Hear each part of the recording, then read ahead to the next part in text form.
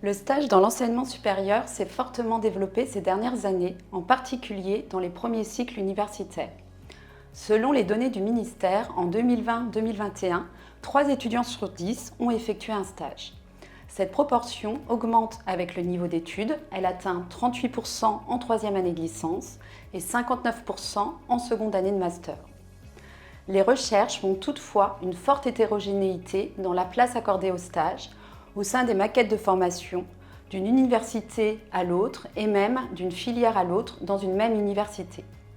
Le stage peut aussi prendre des formes et des modalités diverses, que ce soit en termes de durée, de son caractère obligatoire ou non, ou encore de son positionnement dans l'année universitaire. De manière générale, le stage est perçu comme un vecteur de professionnalisation. On attend de lui de nombreux bénéfices pour les étudiants: développement de compétences professionnelles et de soft skills, une pré-socialisation professionnelle ou encore une aide à l'orientation et au projet professionnel. Cependant, la recherche souligne que toute période de stage ne peut être assimilée à une expérience formatrice, ce qui pose la question des circonstances dans lesquelles le stage a une réelle dimension professionnalisante. Pour approfondir cette question, on peut s'appuyer sur des travaux de recherche issus à la fois des sciences de l'éducation et de la formation et de la sociologie. Ces recherches ont cherché à identifier les conditions pour qu'un stage soit formateur et professionnalisant. Elles montrent également que les attentes des acteurs du stage, le stagiaire, l'entreprise et l'établissement de formation, sont parfois différentes, ce qui rend complexe l'appréhension de ce qui fait la qualité du stage. En réalité, la qualité du stage dépend en grande partie de l'interaction entre ces 3 acteurs.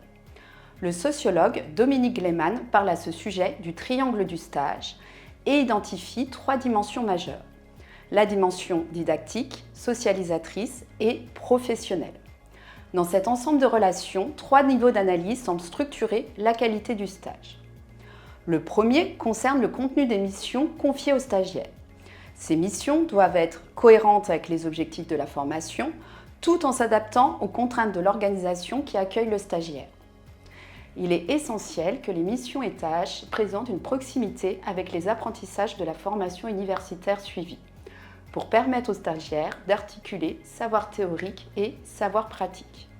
Pour cela, le stagiaire doit disposer de ressources adéquates, à la fois de la part de l'organisme d'accueil et de son établissement de formation. Le second niveau concerne l'intégration du stagiaire dans la structure d'accueil et l'accompagnement tout au long de son stage. C'est une étape essentielle pour que le stage soit vraiment formateur. Le rôle du tuteur, en particulier, est déterminant. C'est dans l'interaction entre le tuteur et le stagiaire que les apprentissages vont se construire. Le tuteur doit être clairement identifié et les échanges qu'il mène avec le stagiaire doivent permettre une prise de recul sur le travail réalisé. C'est ce qui va permettre, selon le chercheur Paul Ollery, une transformation de l'expérience du professionnel en savoir transmis. De plus, l'accès aux différentes ressources de l'organisme et les rencontres avec les autres professionnels de la structure sont également des éléments à prendre en compte. Enfin, le 3e niveau d'analyse est l'inscription du stage dans le cursus de formation et plus spécifiquement la manière dont il s'inscrit dans la relation pédagogique entre l'étudiant et les responsables de la formation. L'accompagnement doit être pensé avant le stage, pendant son déroulement et au moment du retour. L'étudiant doit être accompagné dans l'identification des attendus du stage, dans sa démarche réflexive et dans son retour d'expérience. Ce point soulève par ailleurs la question de l'évaluation des stages. Ces éléments, bien que non exhaustifs, montrent que le stage ne peut s'avérer formateur que lorsque ces conditions sont réunies. Plusieurs recherches empiriques ont cherché à identifier les différentes formes des stages selon ces critères, que ce soit dans le premier et second cycle universitaire. Les résultats soulignent qu'il faut être particulièrement attentif, car ces conditions ne sont pas toujours présentes. De plus, l'influence du stage sur le parcours et l'insertion des étudiants est largement conditionnée à sa qualité. Des travaux, comme ceux de Jean-François Giret et Sabine Isséane, montrent par exemple que seuls les stages formateurs et gratifiés apportent une meilleure insertion professionnelle aux diplômés, mesuré notamment par le salaire 3 années après la sortie des études.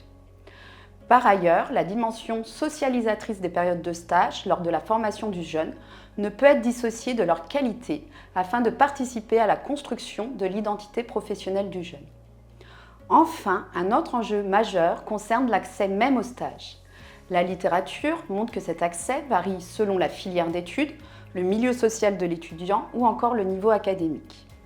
En effet, les étudiants issus de classes moyennes et supérieures ou présentant les meilleurs niveaux académiques réalisent plus souvent un stage par rapport aux autres étudiants. L'accès au stage, tout comme le type de stage effectué, est donc largement influencé par le capital scolaire, social et économique de l'étudiant. La recherche d'un stage dépend notamment du réseau familial et professionnel de l'étudiant. Le capital économique de l'étudiant est également à prendre en considération. Pour les étudiants issus de milieux populaires, la réalisation de stages peut entrer en concurrence avec un emploi nécessaire pour financer leurs études. Les périodes de stage sont ainsi susceptibles de reproduire les inégalités observées sur le marché du travail. En ce sens, un accompagnement de qualité est ainsi indispensable pour le bon déroulement et la réussite du stage.